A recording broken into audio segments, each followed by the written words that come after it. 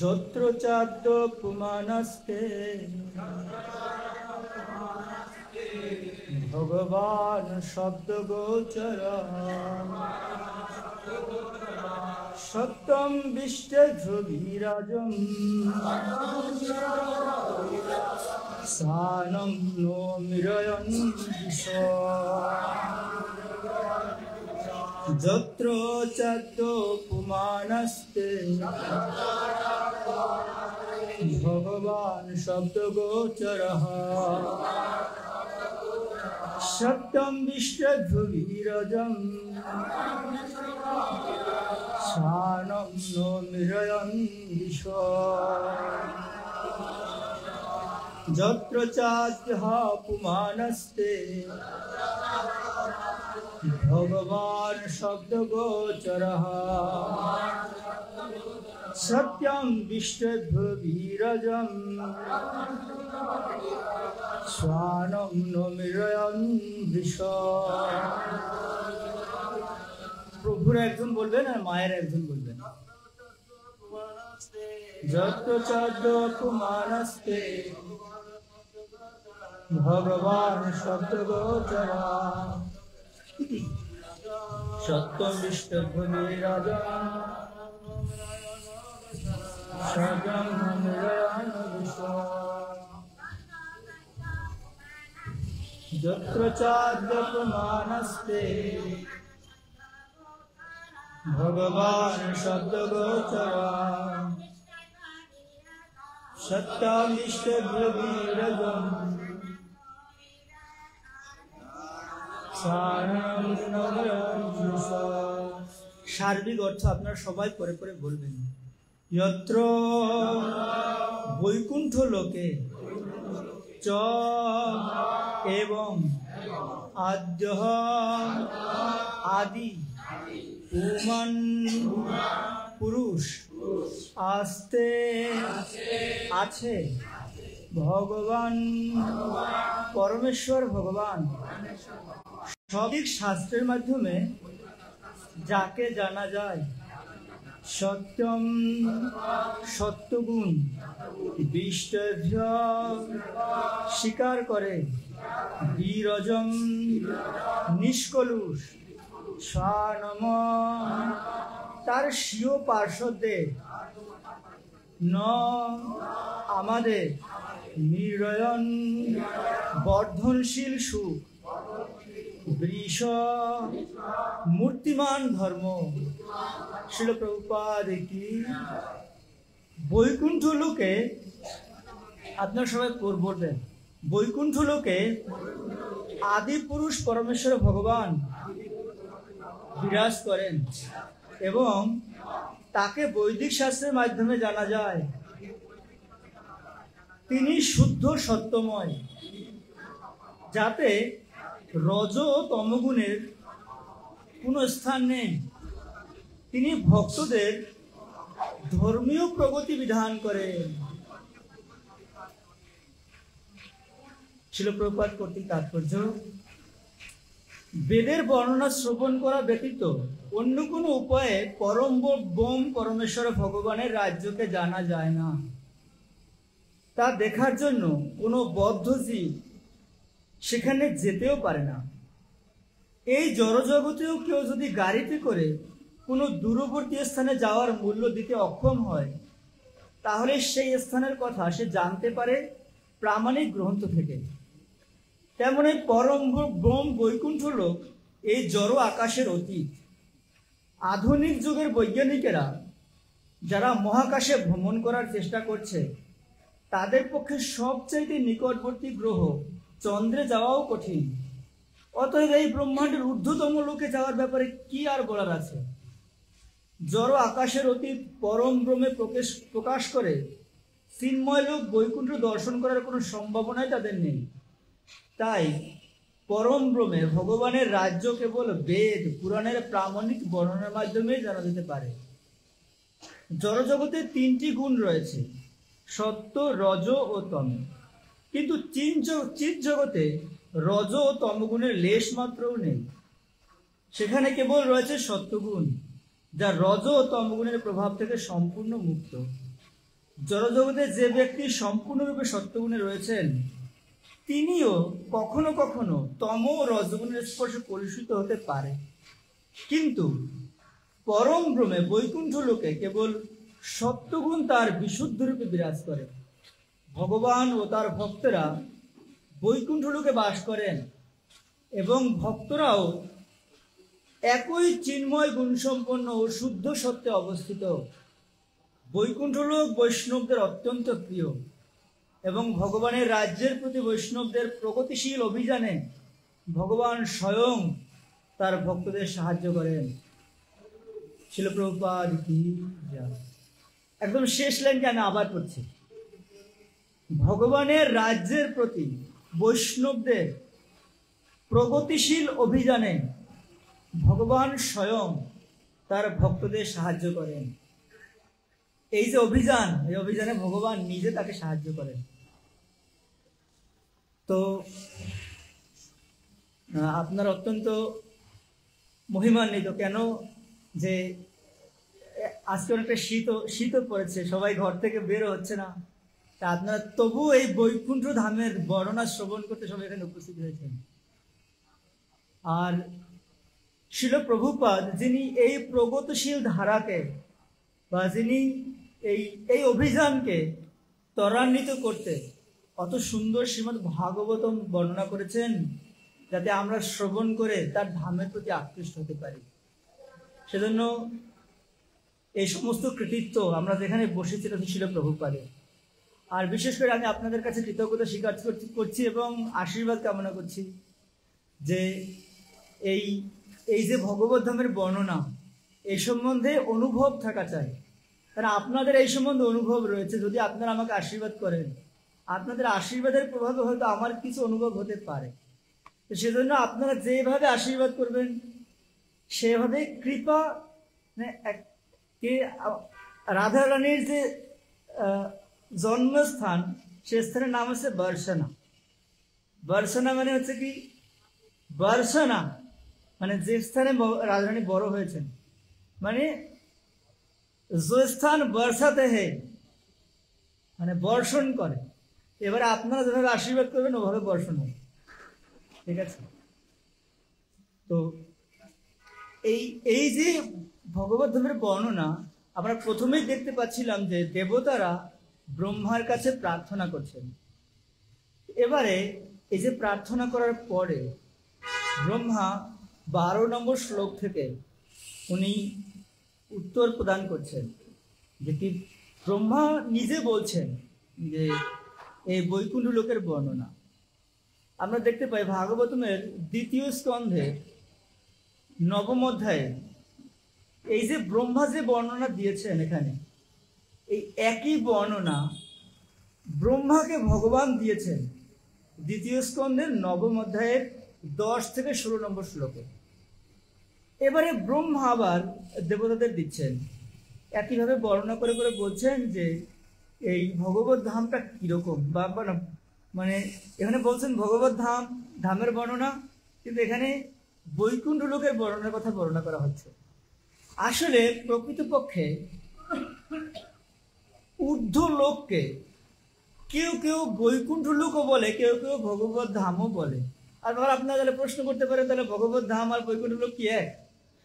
না, এক না, কিন্তু তবুও উন্নত লোককে বৈকুণ্ঠ লোক বর্ণনা করা হয়, যেখানে কুণ্ঠা মুক্ত। আজকের শ্লোকে বর্ণনা করা হচ্ছে যে এই বৈকুণ্ঠ লোক আদি পুরুষ পরমেশ্বর ভগবান বিরাজ করেন। মানে ভগবান যে স্থানে থাকেন সে স্থানটাকে বলা হয় বৈকুণ্ঠ লোক। আর তিনি হচ্ছেন রজতম গুণের কোন স্থান সেখানে নেই। সে স্থানটার গুণ কি? সেখানে রজতম গুণের কোনো প্রভাব নেই। কি আছে? সত্যগুণ আছে। আচ্ছা, যদি সত্যগুণ থাকে সেই স্থানকে জানা যায় কিভাবে? যে স্থানে ভগবান থাকে, এখানে বলছেন বৈদিক শাস্ত্রের মাধ্যমে জানা যায়। প্রভুপাদ একটা উদাহরণ দিচ্ছেন যে এই জড়জগতেও কেউ যদি গাড়িতে করে কোনো দূরবর্তী স্থানে যাওয়ার মূল্য দিতে অক্ষম হয়, আপনি এখান থেকে বৃন্দাবনে যেতে চান, না হলে আপনি এখান থেকে দুবাই সিঙ্গাপুর যেতে চান, কিন্তু আপনার কাছে এই যাওয়ার ভাড়া নেই, যে পরিমাণে ভাড়া লাগবে। এবার উপায় হচ্ছে এই সম্বন্ধে যেখানে বর্ণনা করা আছে আপনি সেখান থেকে শুনতে পারেন। তাই এখানে প্রভুপাদ বলছেন যদি মূল্য দিতে অক্ষম হয় তাহলে সেই স্থানের কথা সে জানতে পারে প্রামাণিক গ্রন্থ থেকে। প্রামাণিক গ্রন্থে যেখানে সেখানে সেই স্থানের মহিমা বর্ণনা করা আছে। আবার যেই সেই বললে হবে না, প্রামাণিক হতে হবে, প্রমাণ সিদ্ধ গ্রন্থ পড়তে হবে, কিন্তু যে গ্রন্থে সেই স্থানের মহিমা বর্ণনা করা আছে। এই জন্য এখানে বলছেন সেই ওখানে হচ্ছে সত্যগুণে অধিষ্ঠিত, তা বর্ণনা করা আছে কোথায়, সেখানে সেই স্থান সম্বন্ধে জানা যাবে কোথায়, শাস্ত্রের মাধ্যমে। কোন শাস্ত্র? প্রামাণিক শাস্ত্র। আর আপনি যদি জানেন, কেন জানবেন সেই স্থান সম্বন্ধে? পরের লাইনে বলছেন কেন তিনি ভক্তদের ধর্মীয় প্রগতি বিধান করতে চায়।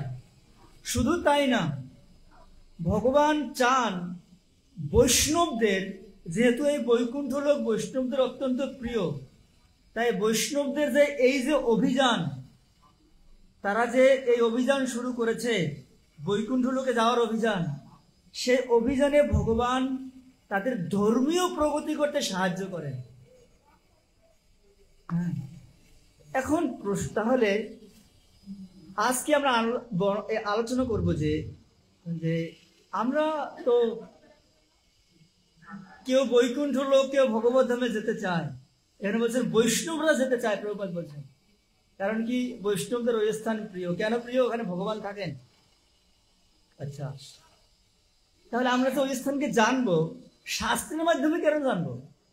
অন্য কোনো উপায় নেই না। কারণ কি? আমাদের শাস্ত্রের মাধ্যমে জানার কথা বলা হচ্ছে এখানে এই জন্য যে শাস্ত্র তো সাক্ষাৎ ভগবত প্রণীত। এই শাস্ত্র স্বয়ং ভগবান প্রণয়ন করেছেন। আর এই বৈকুণ্ঠ লোক যেহেতু ভগবান থাকেন, তো সেই লোকটা কেমন সেটা ভগবান বর্ণনা করছেন কোথায়? শাস্ত্রে। এবারে আপনাদের কাছে একটা প্রশ্ন, আমি আপনাদের বাড়ি যেতে চাই, গ্রামের বাড়িতে যেতে চাই। এবার আমি যদি অন্য কাউকে জিজ্ঞাসা করি, সে কি ভালো বলতে পারবে? যদি আপনার কাছে জিজ্ঞাসা করি, তাহলে আপনি কিভাবে যাওয়া যায়, কোন গাড়িতে গেলে আপনি একদম বাড়ির কাছে নামতে পারবেন, সব বলে দিবেন, পুঙ্খানুপুঙ্খভাবে বলবেন। সেই জন্য এটা ভগবানের কাছে জানতে হবে।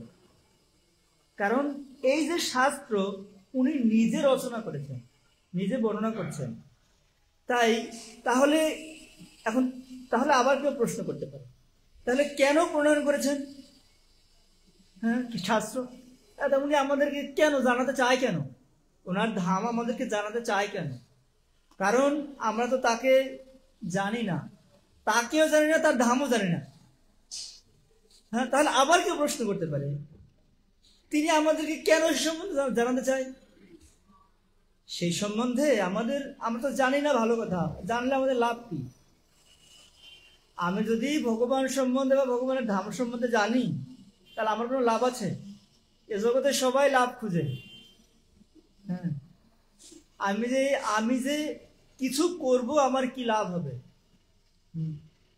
এখন লাভ হচ্ছে এটা যে আমরা যদি তার ধাম সম্বন্ধে, তার নাম সম্বন্ধে, তার সম্বন্ধে জানতে পারি, তাহলে আমরা তার প্রতি আকৃষ্ট হব। এখন সেই যে আমরা আকৃষ্ট হব, আকৃষ্ট হলে যেহেতু এখানে এই ভগবত ধামের বর্ণনা করা আছে, এখানে কেউ প্রভুপাদ বলছেন যে আমাদের অত্যন্ত কাছের লোক, যেখানে একদম কাছে, সে চন্দ্রলোকে যাওয়া অনেক কঠিন, যাওয়া যায় না। তাহলে সর্বোচ্চ লোক এই বৈকুণ্ঠ লোকে কি করে যাওয়া যাবে? আর সেই সম্বন্ধে তাহলে আমরা তো ওখানে কেউ যেতেই পারে না, আমরা তো যেতে পারছি না জীবদ্দশায়, বা আমরা এই পরিস্থিতিতে যেতে পারছি না, তাহলে আমরা জানবো কিভাবে? না, আমরা তো এরকম নাই, আমরা একটা ক্ষেপণাস্ত্র মারলাম, ওখানে চলে গেল, আর কেমন আছে আমরা জেনে ফেললাম, এরকম কোনো উপায় নেই। তাহলে জানার উপায় কি? যে শাস্ত্রের মাধ্যমে। আর আমরা যদি জানি তাহলে আমাদের ওইখানে ওই স্থানে যাওয়ার প্রতি আকর্ষণ বৃদ্ধি পাবে। এখন আমরা দেখতে পাই, বর্ণনা করা হচ্ছে যে ভগবানের ধাম এবং ভগবানের নাম অভিন্ন, আর তার প্রতি আকর্ষণ বাড়াতে বলছে।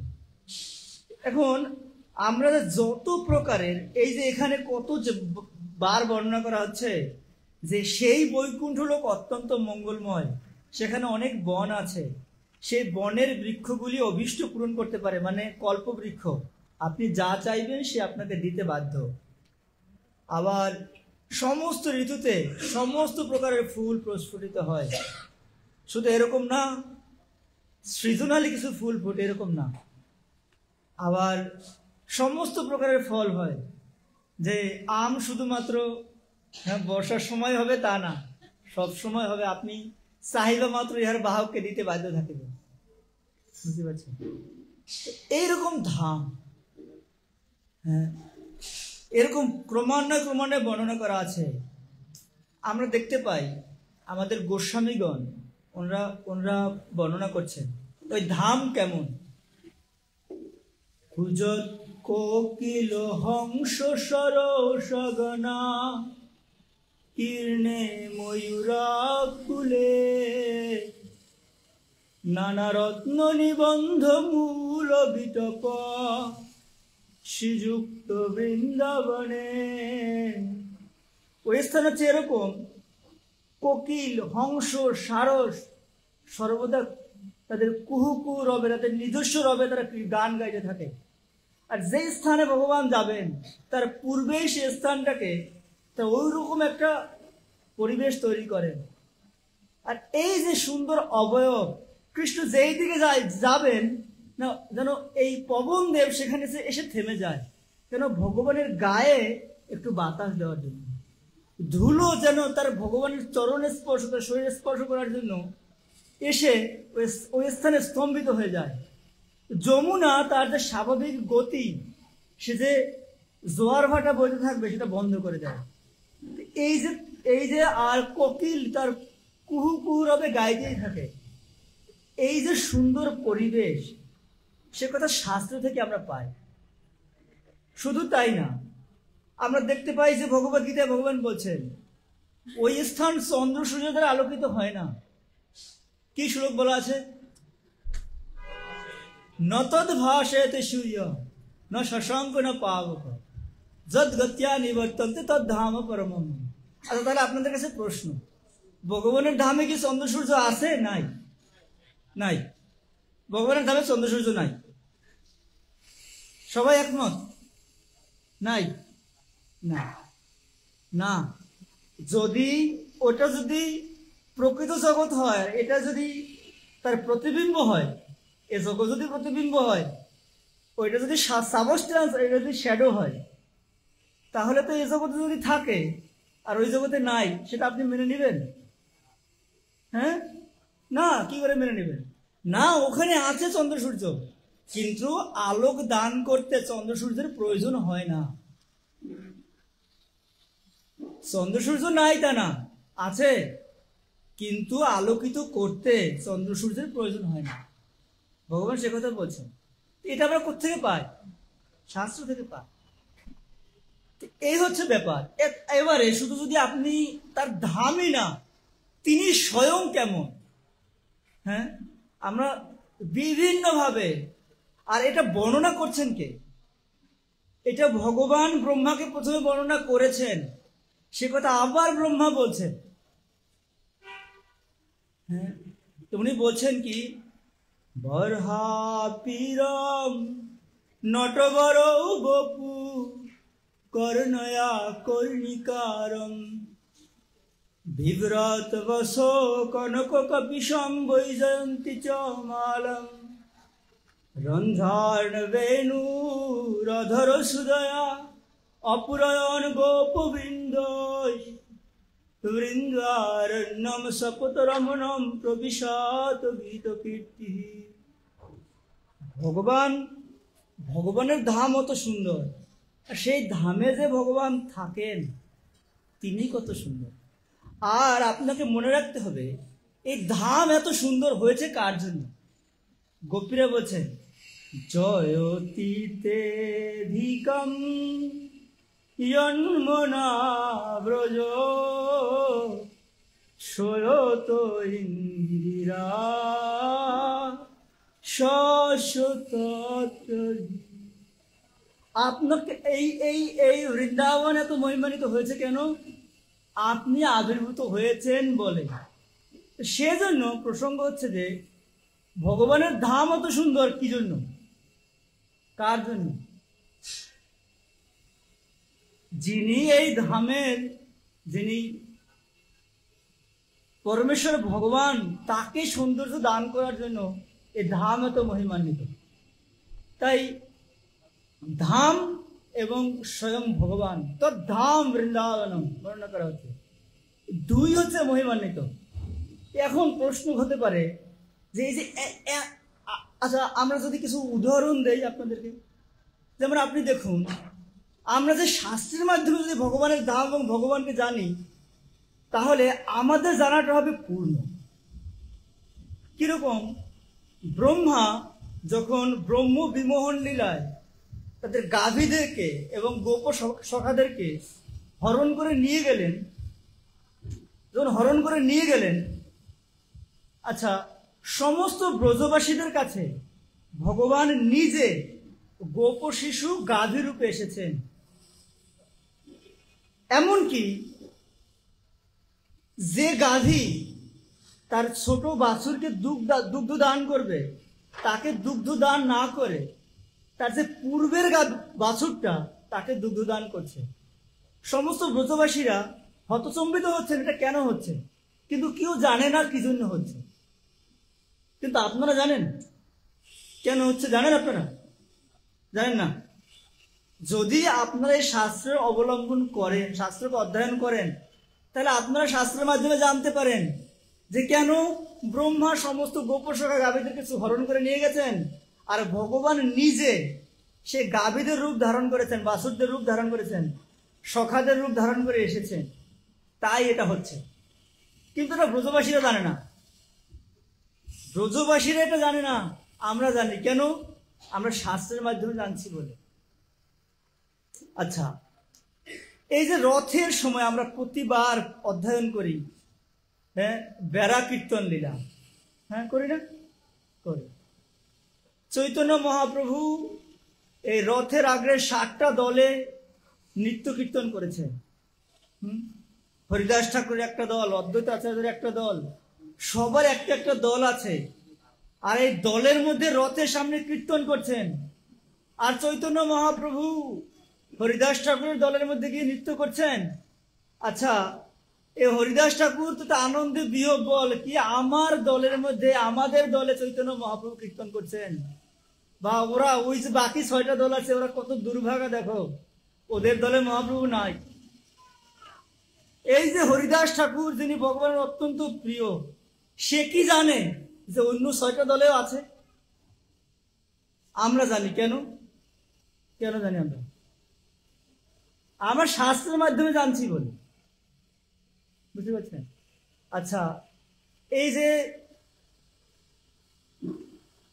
অমল পুরাণ, পরমহংস সংহিতা, শ্রীমদ্ ভাগবতম, সমস্ত বেদের হচ্ছে কল্প, মানে বেদরূপী কল্পবৃক্ষের সুপক্ষ ফল। এই 18টা পুরাণের মধ্যে ভাগবত পুরাণ হচ্ছে শ্রেষ্ঠ। সেই ভাগবত পুরাণের মধ্যে 12 স্কন্ধ আছে। এই 12 স্কন্ধের মধ্যে 10ম স্কন্ধ হচ্ছে শ্রেষ্ঠ। এই 10ম স্কন্ধের মধ্যে হচ্ছে রাস পঞ্চঅধ্যায় শ্রেষ্ঠ। এই রাস পঞ্চঅধ্যায়ের মধ্যে গোপীদের বিরহ গীত হচ্ছে শ্রেষ্ঠ।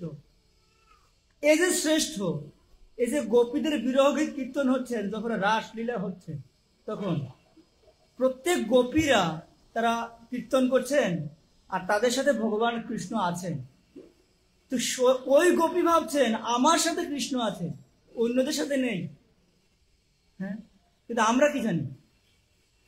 প্রত্যেকের সাথে আছে। দ্বারকায় যখন ভগবান 16,108 জন মহিষীদের সাথে ছিলেন, ও জানে শুধু আমার সাথে কৃষ্ণ আছে, আর বাকিরা তাদের সাথে নেই। আমরা কি জানি? সবার সাথে আছে। সেই জন্য আমরা যদি শাস্ত্রের মাধ্যমে জানি, সেটা হবে পূর্ণ।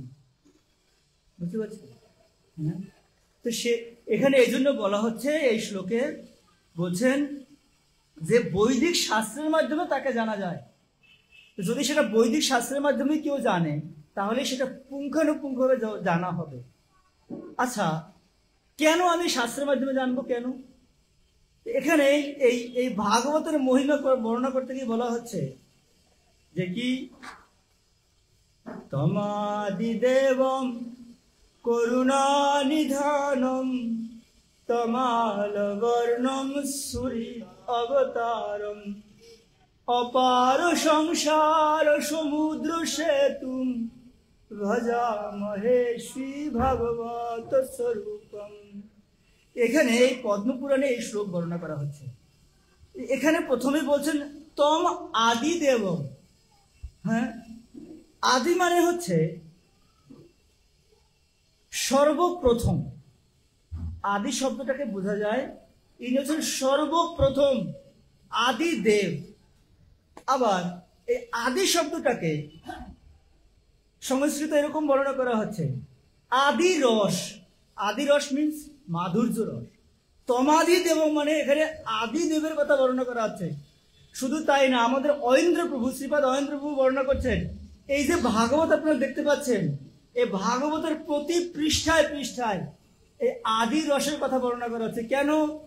এই যে সফেদ কালার মানে সাদা রং, এ হচ্ছে শ্রীমতী রাধারানী, আর এই যে কালো রং এ হচ্ছে কৃষ্ণ।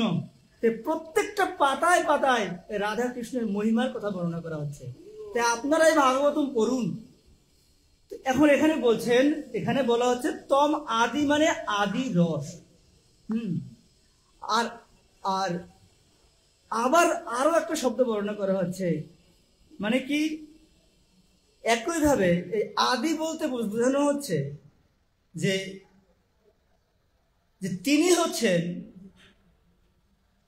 প্রথম, যিনি এই এই এই আদি রস এ জগতে বিতরণ করতে চান। সেই জন্য এখানে এই তম আদি দেব বর্ণনা করে, তমাদি দেবম। আর উনি হচ্ছেন কি করুণা নিধনম। উনি এত করুণা করতে চায়, স্বয়ং কৃষ্ণের থেকেও বেশি করুণাময়।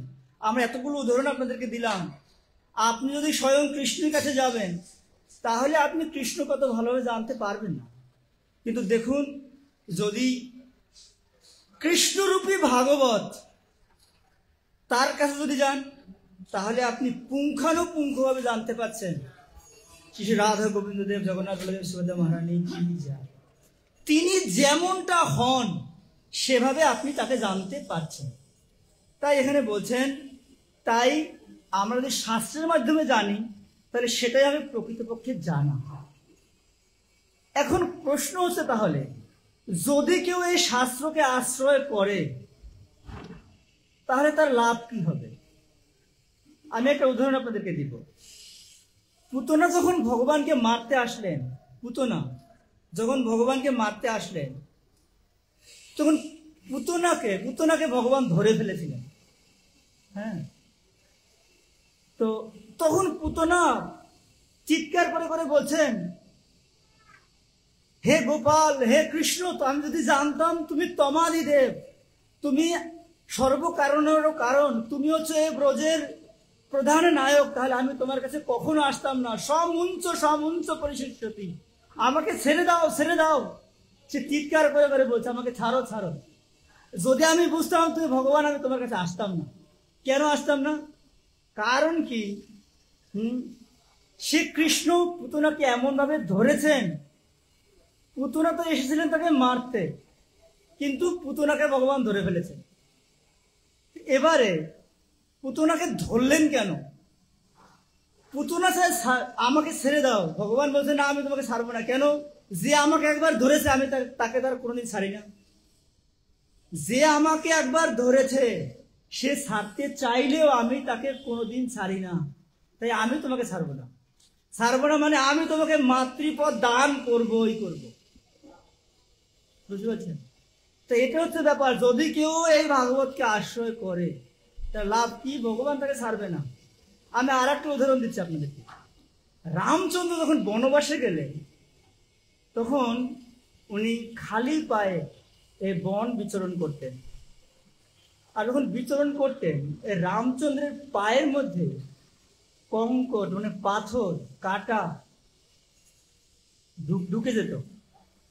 আর রাত্রবেলা যখন লক্ষণ এই পাদ সম্ভাষণ করতেন তখন পায়ের নিচে যখন হাত দিতেন তখন রামচন্দ্র বারণ করতেন যে তুমি এই কাটা তুলো না বা এই পাথরকে তুলবে না। যেহেতু লক্ষ্মণ ছোট তাই সে কিছু বলতে পারছে না যে কেন তুলবো না, প্রশ্ন নাই, তুলবে না, বাস এ পর্যন্ত। এবারে লক্ষ্মণ সীতামাতার কাছে অনুরোধ করেছেন যে আমি তো তুলতে পারলাম না, তুমি একটু দেখো। তো 2 দিন পরে রামচন্দ্র করতেন, পরবর্তী দিন আবার হাঁটতে শুরু করতেন। সে স্থান থেকে রক্ত বের হতো, তবুও হাঁটতেন। সীতামাতা যখন হাত দিয়েছেন তখন তুলতে শুরু করেছেন, রামচন্দ্র বলছেন না তুলবে না। সীতামাতা বলছেন রহস্যটা কি প্রভু, আপনি কি করতে চান, আমাদের একটু খুলে বলবেন? তো তখন রামচন্দ্র বলছেন দেখো, যে আমাকে এই আমার চরণ পদ্ম আশ্রয় করেছেন আমি তাকে কিভাবে ত্যাগ করব? আমি তাকে ত্যাগ করতে পারবো না। সেই জন্য এই কঙ্কর বা এই পাথর বা এই কাটা আমার চরণকে আশ্রয় করেছে, আমি তাকে ত্যাগ করবো কিভাবে? সেই জন্য এখানে বলছেন যে যদি কেউ ভাগবত বা এই শাস্ত্রকে আশ্রয় করে ভগবান তাকে কখনো ত্যাগ করবে না। আপনি যদি ত্যাগ করতেও চান, তো আমরা দেখতে পাই যখন নাকি এই ভগবানকে যখন এই বেদ যখন তীর ছুঁড়েছিলেন ভগবানের চরণের মধ্যে, আর ভগবান তখন ওখানে যে ওই স্থানে 3 জন মা এসে উপস্থিত হয়েছিলেন, যশোদা, দেবকী আর পুতনা। আমার বলার উদ্দেশ্য হচ্ছে এই পুতনাকেও যশোদা মায়ের মতোই মাতৃগতি দান করেছিলেন। বুঝতে পারছেন? তো সেজন্য যে আপনি, তবে হ্যাঁ, যদি আপনাদের বন্ধু আত্মীয় স্বজন পরিজনের সাথে সময় ব্যয় করার আরো ইচ্ছা থাকে তাহলে দয়া করে ভাগবতের আশ্রয় গ্রহণ করবেন না। সেজন্য ভক্তিবিনোদ ঠাকুর উনি লিখছেন, বন্ধু সঙ্গে যদি তব রঙ্গ পরিহাস থাকে অভিলাষ, মথুরায় কেশীতীর্থ ঘাটে, তোমরা এই মথুরায় যে কেশীতীর্থ ঘাট আছে ওখানে যাবে না। আর সেই যে ভগবান যদিও বা যাও, সেই ত্রিভঙ্গ শ্যাম মানে বাঁকা যে বিহারী আছে, আরো 3টা ত্রিভঙ্গ ললিত শ্যাম সুন্দর, ওর মুখের দিকে তাকাবে না।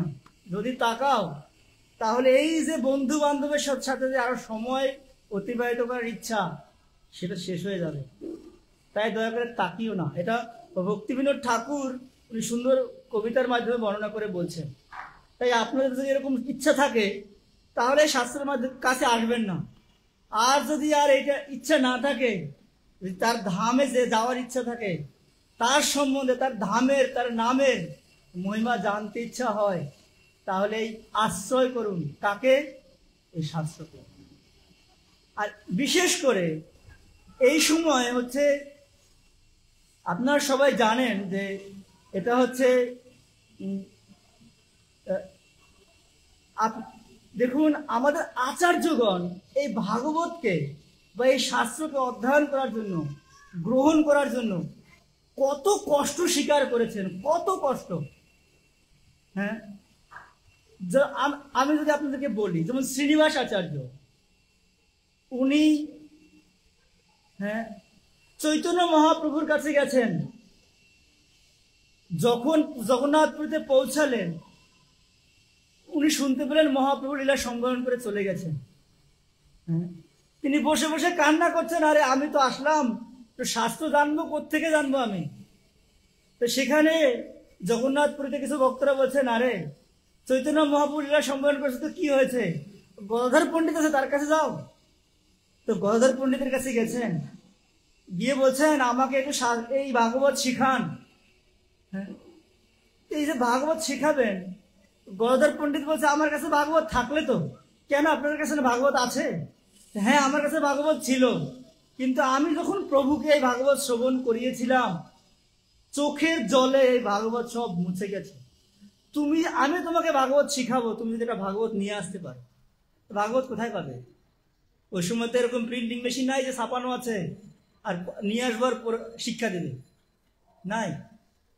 তো উনি ঘুরে আসছেন, এসে শুনে দেখেন, এসে দেখেন গদাধর পণ্ডিত আর নাই।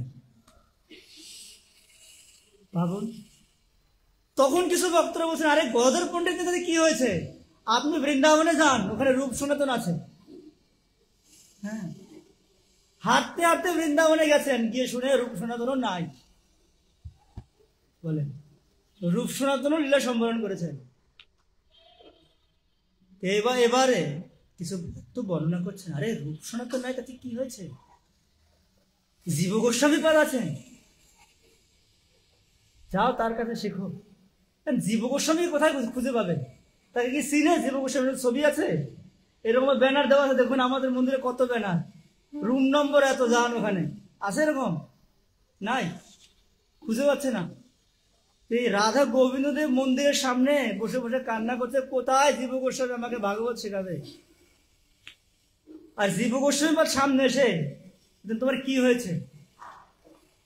এত বড় লম্বা কাহিনী শোনাচ্ছেন, কি হয়েছে আমি আপনাকে কি বলবো? দেখুন আমার কপালটা কত খারাপ। আমি ভাগবত শিখতে চাই, কিভাবে শিখবো? আমাকে ও তার কাছে বলতেছে, আমাকে পাঠিয়েছে জীব গোস্বামীর কাছে। জীব গোস্বামী পাদ কে বলছে? এবার জীব গোস্বামী পাদ ধরে নিয়ে গেছেন গোপাল ভট্ট গোস্বামীর কাছে, যাও তুমি তার কাছে দীক্ষা গ্রহণ করো, আর আমার কাছে এসে শেখো। তাহলে এখন প্রশ্ন আসতে পারে, আমরা এই ভাগবত শিখবো কিভাবে? যাও ভাগবত পড়ো গিয়া ভাগবত স্থানে, একান্ত আশ্রয় করো চৈতন্য চরণে। তাই আমরা এই ভাগবতটা শিখবো কিভাবে? আচার্যগণ শিক্ষা দিচ্ছে, এভাবে শিখো। উনি শিখেছেন, কত কত কষ্ট করে শিখেছেন দেখুন। আর আমরা প্রতিদিন আলোচনা হয়, ভালো লাগে না শুনতে। হ্যাঁ, তো শুনতে তো ভালো লাগে না। কেন ভালো লাগবে না? কারণ আপনি তো এখান থেকে মুক্ত হয়ে যাবেন, ভালো লাগবে কি জন্য? তো মুক্ত হলে না বিপদ না? হ্যাঁ, এই জন্য বলছেন, হ্যাঁ, যে কি মানব জন্ম পাইয়া রাধা কৃষ্ণ না ভজিয়া, জানিয়া শুনিয়া বিষ খাইনি। ভালো লাগে না ভাগবত পড়তে? বাস, হ্যাঁ, হরি হরি বিফলে জন্ম গাইনি। বুঝতে পারছেন? সেই জন্য এখানে বর্ণনা করছেন যে আমাদের এই ভাগবতের প্রতি রুচি হবে কিভাবে যদি আমরা এই স্থানে গিয়ে ভাগবত শুনি। তবুও আমরা বলবো কি, যে আমাদের ভগবত গীতায় ভগবান বলছেন যে এই শাস্ত্রের প্রতি যারা শ্রদ্ধাহীন, হ্যাঁ, তাদের এই শাস্ত্রের প্রতি রুচি হয় না। কেন হয় না? যেমন ধরুন, ভগবান যখন মৎস্য রূপে আসে, তাদেরকে যদি কেউ মনে করে সাধারণ মাছ, ভগবান যখন বরাহ রূপে আসে, তাদেরকে যদি মনে করে উনি আরে এটা হচ্ছে শুকর, ভগবান যদি বামন রূপে আসে, তাহলে বলবে আরে এটা তো ভগবান না, এটা তার শারীরিক বিকলাঙ্গ হয়েছে। যদি গুরুদেব আসে, তাকে যদি মানুষ্য জ্ঞান করে, ঠিক একইভাবে তাদের যে অপরাধ হয়, যদি কেউ এই ভাগবতকে সাধারণ বই বলে মনে করে, তাহলে তার সেম অপরাধ। এটা কোনো সাধারণ গ্রন্থ না। যাদের এই শাস্ত্রের প্রতি শ্রদ্ধা নেই, তাদের ভগবানের প্রতি রুচি হয় না। হ্যাঁ, তাই এখানে বলছেন তাহলে দুই কারণে হয় না। একটা হচ্ছে কি, ব্যক্তি আর গ্রন্থ ভাগবতের প্রতি আমাদের অরুচি আছে, হ্যাঁ, আর একটা হচ্ছে আমাদের অবহেলা। তো তো কি জন্য অরুচি হয়? কি জন্য এই শাস্ত্র গ্রন্থ আর ব্যক্তির প্রতি অরুচি কেন হয়? যে আমরা হচ্ছি সমালোচনা করি। 4টা ক্যান্সার আছে, 4C। আমরা ক্রিটিসিজম করি, কমপ্লিমেন্ট করি, অভিযোগ করতে থাকি, এই করতেই থাকি, আর কম্পারিজন করতে থাকি, তুলনা করি। ওখানে নাই, পাই না, আমরা কম্পারিজন করতে থাকি, আবার কম্পিটিশন করি। এই ক্যান্সার আমাদের মধ্যে আছে, এজন্য হয় না। আর কি? আর যদিও যে সুযোগ আছে, আমাদের হচ্ছে অবহেলা আছে, প্রচন্ড পরিমাণে অবহেলা আমাদের। হ্যাঁ, এত সুন্দর সুযোগ, আপনি চাদর মুড়ি দিয়ে এখানে এসে বসুন, কিন্তু আলস্য। তুমি যে ইহাতে আলস্য করো ইয়া হয় কোন মতো? এটা কোন ধরনের মত? আবার তুমি তো আলস্য করছো। হ্যাঁ, সেই জন্য আমরা যদি এর প্রতি আলস্য না করে এই শাস্ত্রকে, এই বৈষ্ণব স্থানে গিয়ে শাস্ত্রের আশ্রয় গ্রহণ করি, তাহলে আমরাও অন্তিমে ভগবানের ধামে ভগবানকে পুঙ্খানুপুঙ্খভাবে জেনে ভগবানের কাছে ফিরে যেতে পারবো। ভগবানের ধামের প্রতি আমাদের আকর্ষণ হবে, আর আকর্ষণ হলে এখানে থাকতে আর ভালো লাগবে না। বুঝতে পারছেন? আর বিশেষ সুযোগ হচ্ছে এখন এই শাস্ত্র আপনারা ভালো করে জানুন আর বিতরণ করুন। শিল ভক্তি সিদ্ধান্ত সরস্বতী ঠাকুর প্রভুপাদ বলছেন, এই গ্রন্থ যারা বিতরণ করে না, তারা হচ্ছে সব থেকে হিংসুক।